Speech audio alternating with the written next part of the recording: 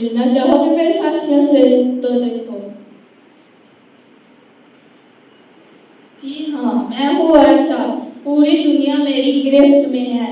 बच्चा, बूढ़ा और जवान सब दीवाने हैं मेरे।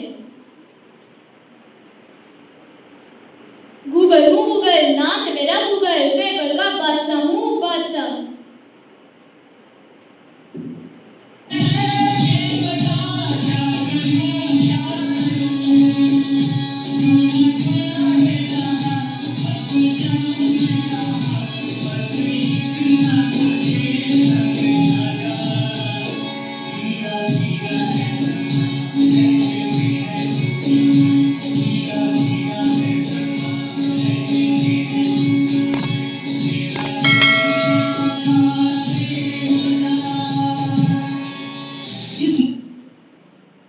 इस चीज को टिकटॉक कहते हैं, कोई मेरे आगे टिक नहीं सकता। जी हाँ, मैं हूँ इंस्टाग्राम, मैंने सबको पागल करके रखा है, उसको उसको इसको भी। और मुझे तो आप सब लोग जानते ही होंगे, मैं हूँ फेसबुक। मुझसे ही सोशल मीडिया का दौर शुरू हुआ है। हा हा हा हा।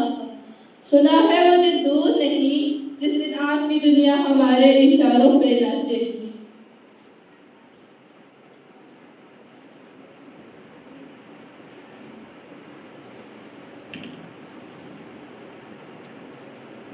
मम्मा मम्मा, कल मेरे एग्जाम से आप मुझे कुछ समझा देना।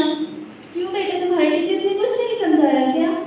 समझाया तो था लेकिन मैं भूल गई। बेटा मैं तो बहुत बिजी हूँ, तुम अपने पापा से समझ लो। ओके मम्मा।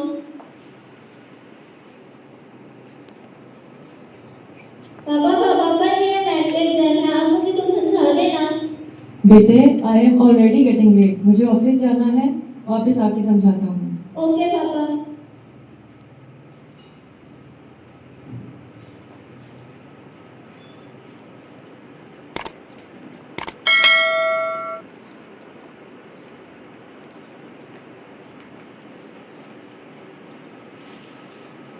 पापा अब तो आप ऑफिस से वापस आ गए, तो आप मुझे कुछ समझा देना। बेटे मैं बहुत थका हुआ आया हूँ, मामा से बोले वो समझा देंगी। पापा मैंने पूरा दिन आपका वेट किया था, तो आप मुझे कुछ समझा दें। समझ नहीं आ रही, मैं थका हुआ आया हूँ, कहा है ना मामा से बोले वो समझा देंगी। ओके पापा। मम्मा मम्मा, आप मोबाइल को छोड़े, आप मुझे कुछ समझा देना। बेटा तुम क्यों मुझे तंग कर रही हो? तुम्हारे पापा ने कुछ नहीं समझाया। वो अभी ऑफिस से वापस आए, वो थके हुए हैं, आप मुझे कुछ समझा देना। क्यों, सारे काम की जिम्मेदारी मेरी ही है। प्लीज मम्मा। अच्छा तुम कमरे में जाओ, मैं वहीं आकर समझा दूंगी। ओके मम्मा, मैं आपका वेट कर रही हूँ।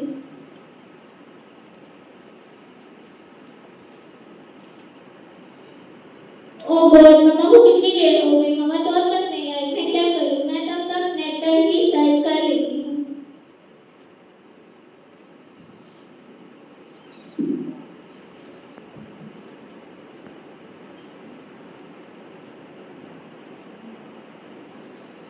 देखो एक और शिकार, इसे भी अपने जाल में फंसा लेते हैं।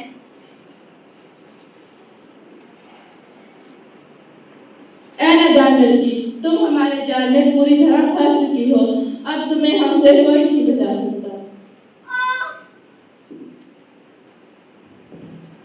क्या हुआ बेटे, क्या हुआ? अभी तो तुम ठीक थी, आंखें खोलो। तुम बेटे? खड़े खड़े रहने को क्या देख रहे हो? जाओ डॉक्टर को कॉल करो।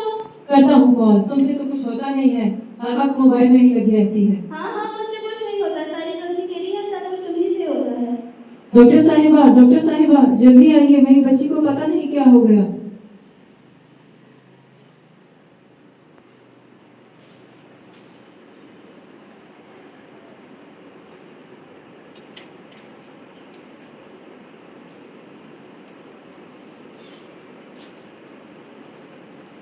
डॉक्टर साहिबा, ज्यादा घबराने की तो बात नहीं। देखिए, घबराने और परेशान होने की कोई बात नहीं। ज़्यादा सोशल मीडिया इस्तेमाल करने की वजह से आपकी बेटी की ऐसी हालत हो गई है। इसे इस वक्त सबसे ज़्यादा ज़रूरत आप लोगों की है। आप इसे ज़्यादा से ज़्यादा मोटिवेट करें ताकि वो अपने रियल पेरेंट्स के साथ ज़्यादा से ज़्यादा टाइम स्पेंड कर सके। इसी तरह इसकी रिकवरी जल्दी हो सकती है। अभी मैं आपको कुछ मेडिसिन देकर देती हूँ, इंशाल्लाह ये ओके डॉक्टर साहिबा।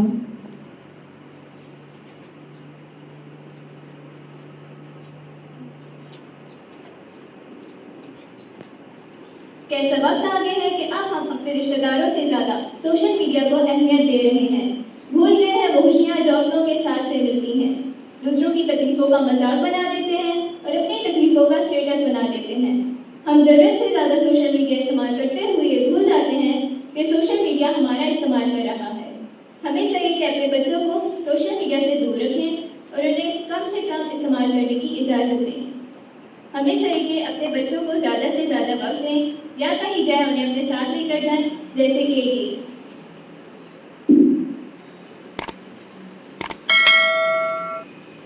बेटे, मैं आपको एक कहानी सुनाता हूँ। एक मर्तबा एक शख्स नबी अकरम सल्लल्लाहु अलैहि वसल्लम की खिदमत में हाजिर हुआ तो उसने अर्ज़ की, या रसूल अल्लाह, मेरे घर में बरकत नहीं है। तो नबी पाक सल्लल्लाहु अलैहि वसल्लम ने फरमाया, नमाज पढ़ा करो, घर में बरकत होगी। इस पर वो शख्स बोला कि या रसूल अल्लाह, मैं नमाज पढ़ता हूँ।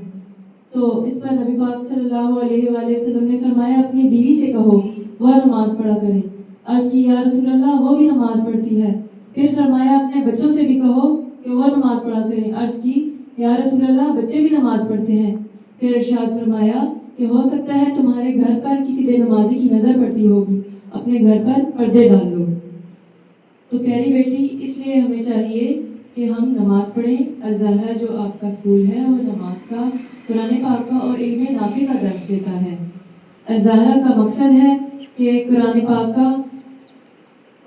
को आम किया जाए और नमाज को आम किया जाए और नमाज का पाबंद बनाया जाए।